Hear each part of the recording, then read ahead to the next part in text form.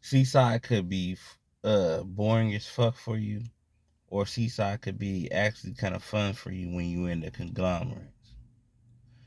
When you in the conglomerates, Seaside can be very fun for you. You get invited to all the events, you get invited to all the barbecues. Everybody damn near having a birthday in the conglomerates, drinking, smoking, chilling, laughing, giggling. Everything's cool when you in the conglomerates. Throughout my life of being in Seaside, I've been in the conglomerates and out the conglomerates. Currently, again, out the conglomerates. I think I got out the conglomerates when you know what I'm saying, I was a manager and shit, you know what I mean, and you know what I mean, I had to run my company right. You feel me? I was working with rappers underneath the conglomerates, and I had to feel like I had to run my company right. You know what I mean? And a little bit too much drinking, a little bit too much, a little bit too much outrage, a little bit too much should not mentality. Slapped the nigga over the head with a bottle. He happened to be part of the conglomerate. And after that, it ain't been really cool. Other, you know, artist got arrested. You got kicked out the, you got kicked out the conglomerate. You feel me? So ever since then, you know, I've been out the conglomerates. You know what I mean? And it's like, is my life kind of boring, lightweight? You know what I'm saying? I do miss my views being up. I do miss people, you know, hey, Byron, what's up? Yeah, talking to me. You know, they call me Sirens. Hey, Siren, what's up? Talking to me. And everybody was my friends and whatnot. You feel what I'm saying? And it was going everywhere, and you know what I mean? It was cool because I was part of the conglomerates. It was cool. But I do miss a little bit of that, but it is what it is. When like around 2000, say 2019, you know, I'm already like about 8 years into music management. I'm already music managed my friend from Fast Life, and then I already been helping, you know, with some youngsters as well. So I'm like almost 8 years in. You feel me? Already didn't try to establish a record company. Already didn't pay for videos. Already didn't uh pay, you know what I'm saying, set up shows.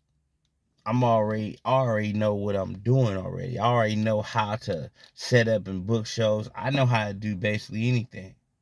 So this dude comes to me, and you know, I heard about him, but everybody's scared of this nigga. You feel me? Like everybody is fucking petrified of this nigga.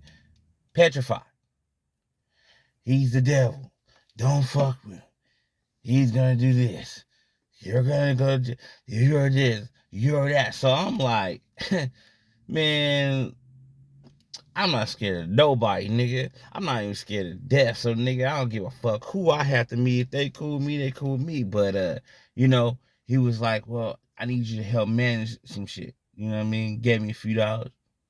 Feel me? And I kind of shunned him off. You know, I kind of went back to, you know, I I was trying to work myself back into the conglomerate. But, you know, times got hard, you know what I'm saying? Fighting with my girl and shit, you know what I mean? She was getting irritated. So I was just like, fuck it, I'm gonna give this shit a chance because you only live one life. And that was the best opportunity I ever took in my life. I seen many states. I seen states I didn't seen, you know, all through the world. I ain't been to almost every airport. I ain't been to almost a lot of I've been to a lot of cities. I got to experience Atlanta.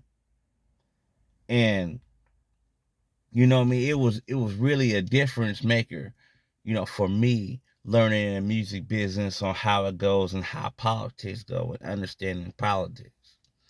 You know what I mean? Just like understanding seaside politics, I understand seaside politics. I understand music politics as well. And and I try to come back and exercise, my knowledge that I know. But it's a whole bunch of politics involved, like I said. So it's crazy. It's like, you know, for people to talk really bad about this person, make it seem like he's the worst person in the world. Then we actually meet him and you thinking like, damn, this nigga must just sit at the house and watch gangster flicks all day or something, the way he talk about it. And then you sit and watch a show with him, you watch a Forensic Files, so you scratching your head like, why the fuck am we watching Forensic Files? And then next thing you know, you catch yourself watching that motherfucker every day, like it's motherfucking Martin. You watching Forensic Files every day like Martin, just turn on the show because you learn a lot.